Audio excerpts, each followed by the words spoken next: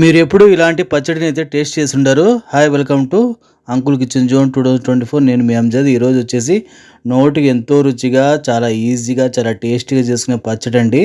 చాలా బాగుంటుంది. ఇంకెందుకు ఆలస్యం వచ్చేయండి మన రెసిపీలోకి.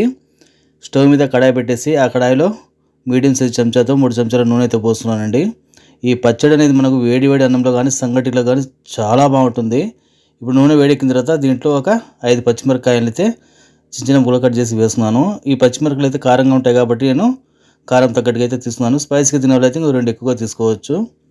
ఒక నిమిషం అలా మనము పచ్చిమిరపకాయని చిటపట్లాడిన తర్వాత దీంట్లోనే ఒక గుప్పెడు ఫ్రెష్ కొత్తిమీర ఫ్రెష్గా ఉంటే మనకు పచ్చడి చాలా బాగుంటుందండి.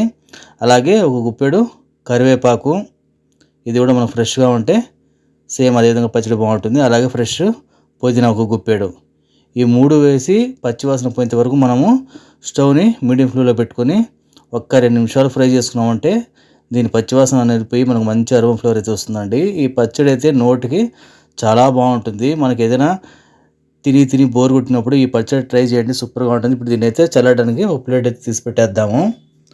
అదే కడాయిలో 2 చెంచాల నూనె అయితే వేసుకోవాలి. ఇప్పుడు మనకు నూనె వేడెక్కిన తర్వాత నేను ఇక్కడైతే 4 మీడియం సైజ్ టమాటాలు తీసుకున్నాను. దాన్ని అయితే ముక్కలుగా కట్ చేసి వేసుకున్నాను. ఇవి నాటు టమాటాలు పులుపు ఉంటాయి.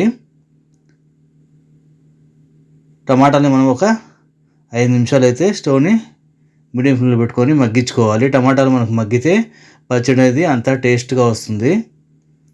5 నిమిషాలు అయితే మూత పెట్టేసి దీన్ని మనం సిమ్లో అయితే పెట్టేద్దాము. ఒక 5 నిమిషాల తర్వాత టమాటాలు చూస్తారు కదా, బాగా మెత్తగా అయితే ఉడికాయండి, బాగా మగ్గాయి.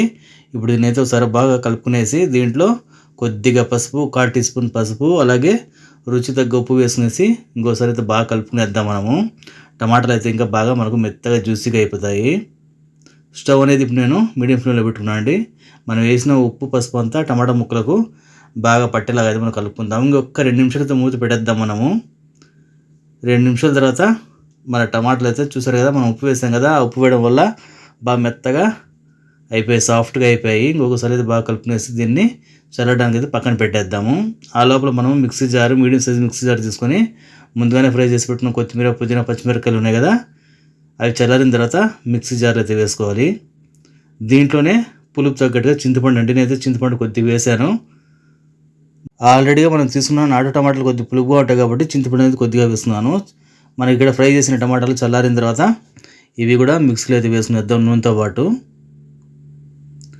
మనం మిక్సీ జార్లో వేసిన ఐటమ్స్ అన్ని బాగా చల్లారిన తర్వాతే మిక్సీ పట్టాలి, అప్పుడే పచ్చడి అనేది టేస్ట్గా వస్తుంది. ఇప్పుడు దీంట్లో ఒక 1/2 స్పూన్ జీలకర్ర పొడి అయితే వేసుకొని దీన్ని మనము కొంచెం బరగ్గా అయితే మిక్సీ పట్టుకోవాలి. మరి పేస్ట్గా కాకుండా కొంచెం బరగ్గా అయితే మిక్సీ పట్టుకున్నామంటే మనకు పచ్చడి అనేది గుమ్మగుమ్మలాడుతూ నోటికి ఎంతో రుచికరమైన పచ్చడి అండి. ఇది వేడి వేడి అన్నంలో కానీ వేడి వేడి సంగటికి అయితే చాలా మంచి సూపర్ కాంబినేషను. అలాగే బోండాలకు, బజ్జీలకు కూడా చాలా బాగుంటుందండి. ఇది చూసారు కదా, చేయడానికి చాలా సింపుల్ మెథడ్ ఇది. మనకు పచ్చళ్ళ రెసిపీలు కావాలంటే మన ఛానల్లో చాలా ఉన్నాయి, చూసేయండి. చాలా ఈజీగా చేసుకోవచ్చు, అదే టైంలో చాలా టేస్టీగా ఉంటాయి. ఇది మీకు నచ్చితే లైక్ చేయండి, సబ్స్క్రైబ్ చేయండి, షేర్ చేయండి. Thanks for watching me friends.